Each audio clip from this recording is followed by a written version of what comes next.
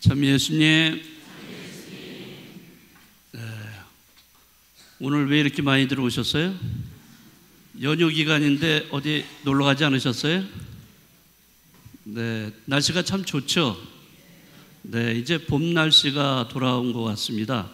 따뜻한 이제 봄 날씨, 점점 기온이 높아지면서 이제는 봄에 전령들인 꽃들이 이제 마구 피기 시작하는 때입니다.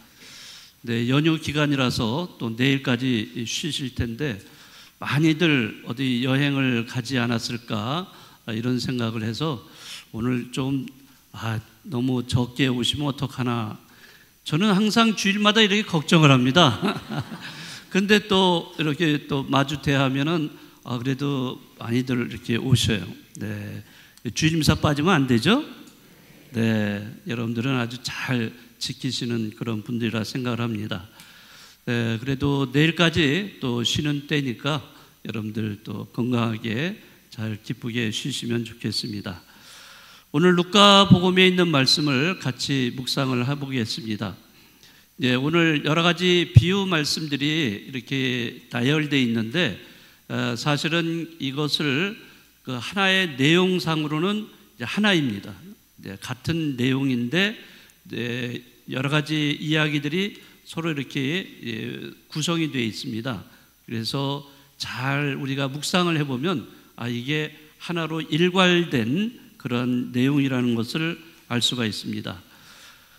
네, 우선 예수님은 첫 번째 비유 이야기를 우리에게 들려주십니다. 그것은 눈먼이에 대한 이야기입니다. 자, 이런 말씀을 들려주시죠. 눈먼 이가 눈먼 이를 인도할 수야 없지 않느냐. 둘 다 구덩이에 빠지지 않겠느냐. 자, 이런 말씀을 들려주십니다. 여기서 눈먼 이를 말씀을 하시는데 이 눈먼 이는 예수님 당시에 누구를 의미할까요? 누구를 가리킵니까? 예수님은 누구를 가리켜서 눈먼 이라고 이렇게 상징적으로 말씀을 하셨을까요? 네, 바리사이들입니다. 바리사이들. 네, 바리사이들은 사실 그 당시에 그 율법을 철저하게 준수하는 이런 사람들이었습니다. 자, 그런데 문제는 율법은 잘 준수를 하는데 문제는 하느님의 사랑과 이웃 사랑을 저버리는 사람들이었어요. 대부분이 이런 하느님 사랑, 이웃 사랑 이런 것 아랑곳하지 않고 오로지 율법의 형식만을 중요시했던 그런 사람들이었어요. 형식주의자들이.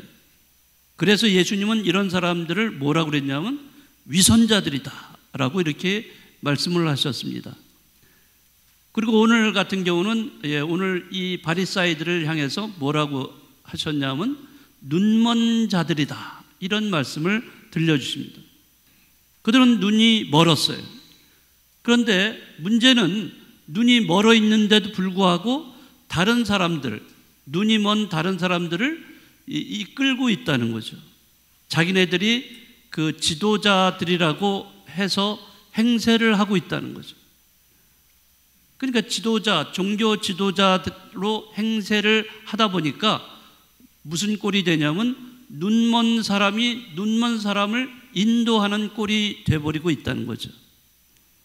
그 눈이 멀은 사람이 또 눈먼 사람을 인도하면은 어떻게 됩니까? 제대로 길을 갈 수 있겠어요? 못 가죠.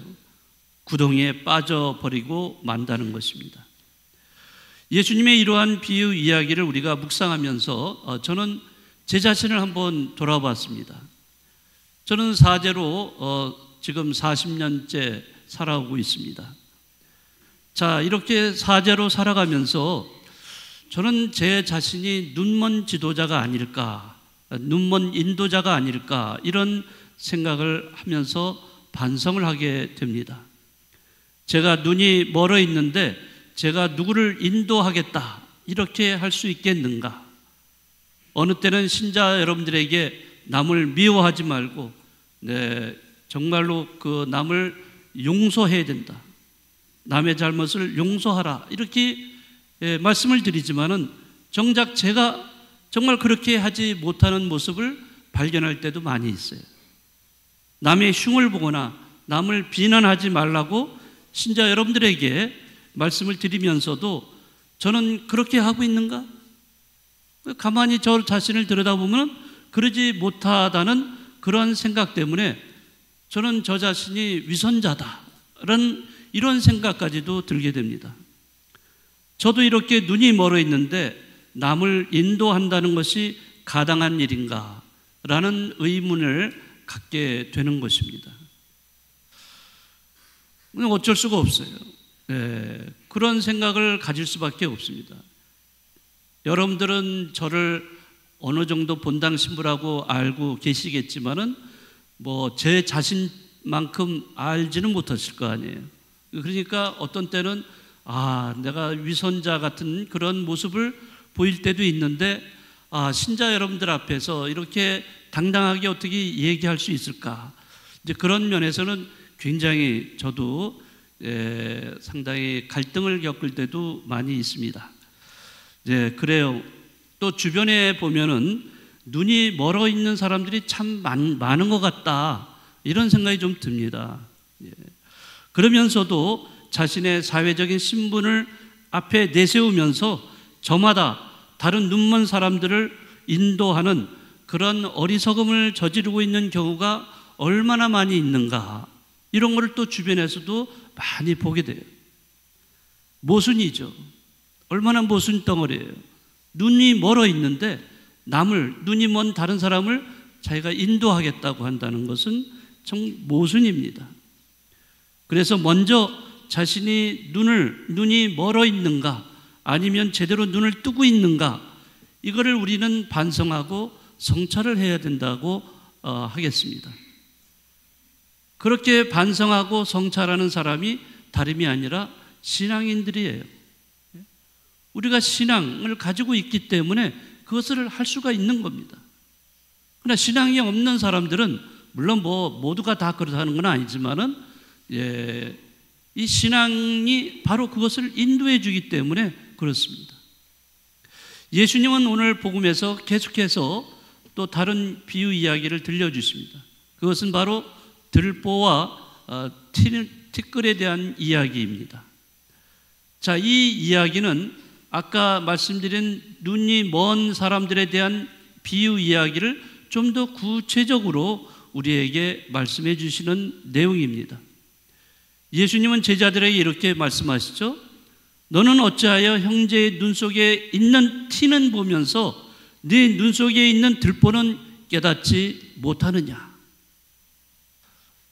정말 이 성경 말씀 많이 들으셨죠? 정말로 우리는 이 말씀을 들으면서 우리는 어떻게 행동을 해왔는지, 신앙인으로서 어떻게 행동을 취해왔는지 우리 자신을 돌아보게 됩니다. 눈 속에 들보가 들어있는 사람이 눈 속에 티가 있는 사람에게 그 티를 내가 빼내주겠다 이렇게 말한다면 그 사람은 완전히 뭐예요? 위선자예요. 자기가 들보가 뭔지 아시죠? 이렇게 기둥 있잖아요. 이렇게 받쳐주는 거, 지붕에. 이런 어마어마한, 이건 물론 상징적으로 말씀하시는 거지만은 어마어마한 것이 자기 눈에 들어있는데, 그런 들보를 가지고 있는 사람이라면은 세상을 제대로 바라보겠어요? 제대로 바라볼 수 없습니다. 전부 다 왜곡되고 편견을 가지고 고정관념을 가지고 바라볼 수밖에 없는 겁니다.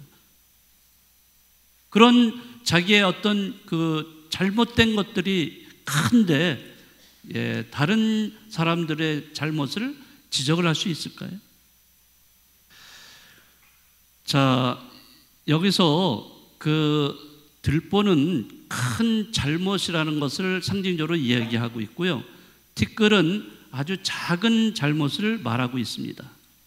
여기서 예수님의 말씀은 자기의 큰 잘못을 보지 못하고 남의 작은 잘못만 보고 비판하는 그런 어리석음을 예수님은 지적하고 계시다는 겁니다.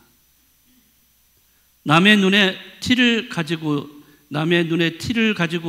화제거리로 삼기보다는 자기 눈 속에 들어있는 들보를 먼저 발견하고 뽑아내려는 사람, 이런 사람이 진정한 신앙인이라고 할 수 있고 하느님을 믿는 사람이라고 할 수 있어요. 티가 눈에 들어가면은 어떻게 하죠? 상대방한테 호하고 눈에 바람을 불어달라고 그러잖아요. 그러면 금방 또 제거되잖아요. 또 아니면은 그것도 안 되면은 뭐 안약 같은 거를 집어넣어서 눈물을 흘리게 해가지고 또 빼낼 수도 있죠. 티끌이라고 하는 거는 아주 작은 것이기 때문에 얼마든지 자신이 할 수가 있어요. 그러나 들보가 여기에 들어가 있다. 그거는 자기의 힘으로 빼낼 수 없죠. 그렇죠? 자, 스스로 빼낼 수 없는 들보를 빼내게 하는 작업이 바로 우리 신앙인들에게는 뭘까요? 회개입니다. 회개. 회개를 통해서 그 들보를 빼내는 작업을 해야 된다는 거죠. 자, 그런데 이 들보를 빼내는 이 작업은 내가 물론 주도적으로 한다고 하지만은 그러나 그것은 전적으로 어떤 분의 은총을 받아야 됩니까? 하느님의 은총에 의해서 이것이 가능한 겁니다. 하느님의 은총으로 내가 그 들보를 빼낼 수가 있는 겁니다. 그러니까 다시 말하자면 먼저 내가 해야 될 일은 뭐냐? 아, 내 눈에 들보가 들어있다는 것을 스스로 깨닫는 거예요. 내가 들보가 들어있기 때문에 이 들보를 빼내야 된다라는 것을 내가 인식하고 그거를 깨닫는다면은 그 다음 단계로 넘어가면은 바로 하느님이 알아서 그것을 빼내 주신다. 왜? 그분은 우리에게 은총을 베풀어 주시는 분이니까. 그래서 우리는 하느님의 은총으로 들보를 빼내서 다시 깨끗한 눈, 깨끗한 마음을 가지고 세상과 이웃을 봐야 된다는 것이죠. 자, 그 다음에 비유 이야기는 예수님이 뭘 하시냐면 좋은 나무에 좋은 열매를 맺을 수가 있다는 거죠. 나쁜 나무에서 좋은 열매를 맺을 수는 없다는 거예요. 다시 말하자면 티라든지 티눈이라든지 티끌이라든지 또는 그 들보를 빼내는 이런 작업을 하는 사람은 좋은 나무가 될 수밖에 없다는 거죠. 그래서 좋은 나무는 좋은 뭐를 맺는다고요? 좋은 열매를 맺을 수밖에 없다는 거예요. 근데 열매를 맺는 것은 갑작스럽게 나무에서 열매를 맺을 수는 없어요. 오랜 기간이 걸리면서 영양분을 충분히 좋은 것을 받으면서 열매를 맺을 수 있어요. 시간이 필요한 거예요. 우리가 들보를 빼내는 작업을 해야 돼요. 회개하는 작업을 해야 되고 그것이 그 과정 속에서 우리가 살아가는 과정 속에서 일어나면서 우리는 좋은 나무가 되고 좋은 열매를 맺을 수 있다는 것을 오늘 예수님께서는 우리에게 알려주십니다. 그래서 오늘 복음 말씀은 여러 가지 내용들이 서로 다른 내용들이 비유 이야기가 이렇게 나열되어 있는 것 같지만은 일괄된 그런 내용으로 이렇게 되어 있다는 것을 알 수 있어요. 첫 번째 이야기, 비유 이야기 뭐였죠? 눈먼이에 대한 비유 이야기. 두 번째는 들보와 티끌에 대한 이야기. 세 번째는 좋은 나무에 대한 이야기. 이렇게 쭉 오늘 세 가지 이야기가 있는데 이 이야기는 서로 밀접하게 연관되어 있는 이야기.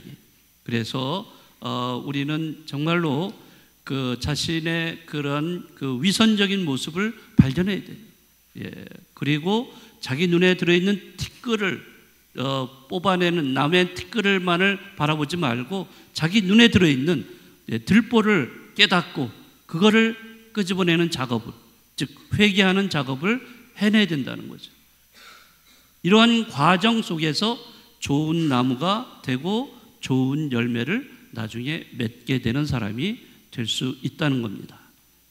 자, 오늘 이러한 예수님의 비유 이야기를 여러분들이 잘 묵상하시면서 여러분들이 하루하루 살아가시는데 정말 먼저 내 눈에 들보가 들어있다는 것을 깨닫고 회개를 통해서 좋은 열매를 맺는 좋은 나무로 성장하는 여러분들이 되시면 좋겠습니다.